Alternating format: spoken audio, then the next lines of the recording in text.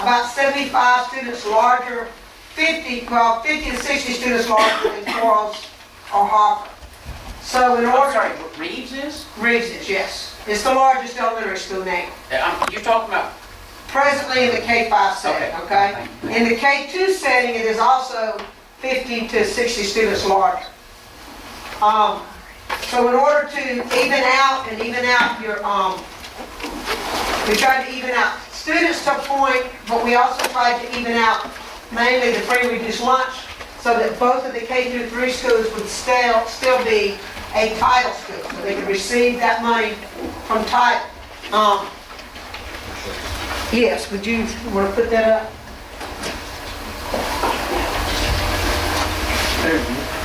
There it is, okay. what's the pink line? But just a minute, and I'll show you, and I'll explain the pink line. We looked at many different scenarios to divide them. This is the one that we could come up with that would work best. You have the pointer. This divides north-south. You see the line that's pink. We tried to follow the major roads in Long Beach and try to have some sense to what we're doing to make it easier for bus and transportation issues. The line right here, the pink line, back years ago, that subdivision, Mockingbird, and then the subdivision there off of Beat Line that has Spring and all of those. That was at one time the Quarles School District. In about 1987, it was moved to the Reeves District because Quarles became overloaded. It just makes sense to follow the geographical line and follow that on down to SB Avenue. What I'm proposing is that if the child is in Reeves now, let them finish at Reeves, but then any new students have to go into Quarles School, which is right there, okay? And it follows it easier for buses. This comes down Pineville.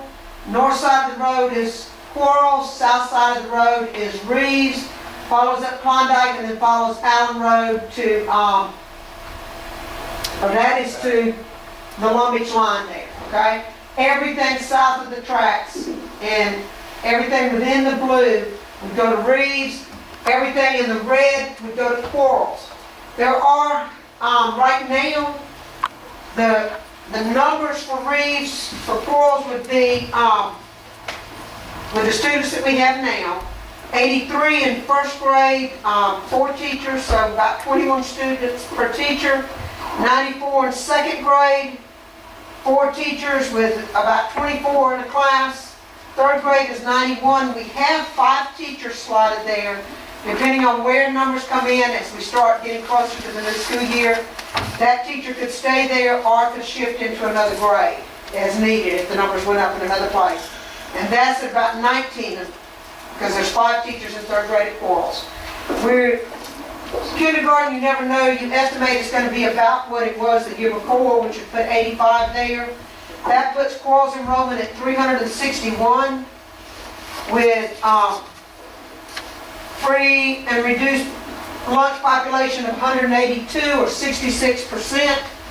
In addition, when we put everybody in place at the school with 4 kindergarten, 4 first, 4 second, and 5 third, plus music and intervention and tutorial and all those, the 4th grade classroom wing at Quarles is vacant.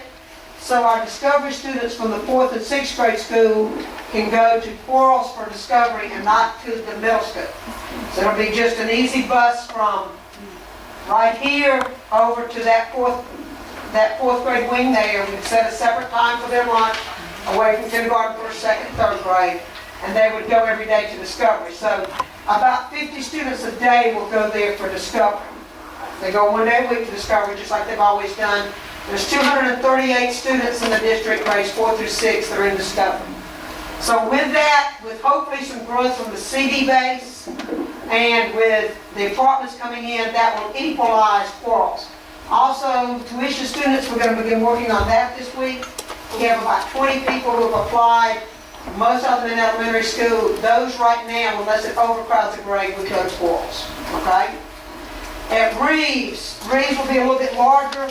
It has to be in order to accommodate increasing the free and reduced lunch. Right now, Reed's free reduced lunch population is 41%. That needs to be higher so they don't lose free reduced lunch money. So at Reed's, we anticipate about 105 fourth graders. That's roughly what they had this year. 4 teachers and about 26 in a class. First, then they have an assistant. First grade, 115 with 5 teachers at about 23 in the class. Second grade's the large one, 126. No matter what you do, second grade's the large one both places, because that was, for some reason, it's just a large first grade class this year. Each teacher has an assistant. Yes, everybody K through 2 has an assistant. So 126 second graders, that's about 25 in a room in second grade with 5 teachers. And third grade's 101 with 5 teachers, 20 in a room. Third grade does not have assistants.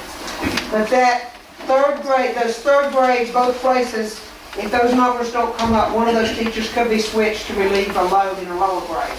But those lower grades do have assistants. Free and reduced population at at Reed's goes to 50% with about 450 students. What was the kindergarten? Kindergarten right now is at 26. And now, you understand, we don't know how many kindergarten we get. We try to just use last year's average. Could be a little bit more, could be less. That's why if it goes up very much, the third grade teacher would have to swing down because it would be higher than that anticipated third grade. But that follows, and like I said, it divides the district north and south. We know there's a development that's been approved if it happens right in here. And the first phase, they say, is going on, and there's also apartments right there that are supposed to be starting. Plus anything that happens at the base and any tuition students would also go into quarrels unless they're overloaded to grade. What does this do to our bus route? I don't think it's not gonna be a problem because we follow the natural lines. Andy, Yes. there was a question that was there, I didn't get the question, I can hear Carol.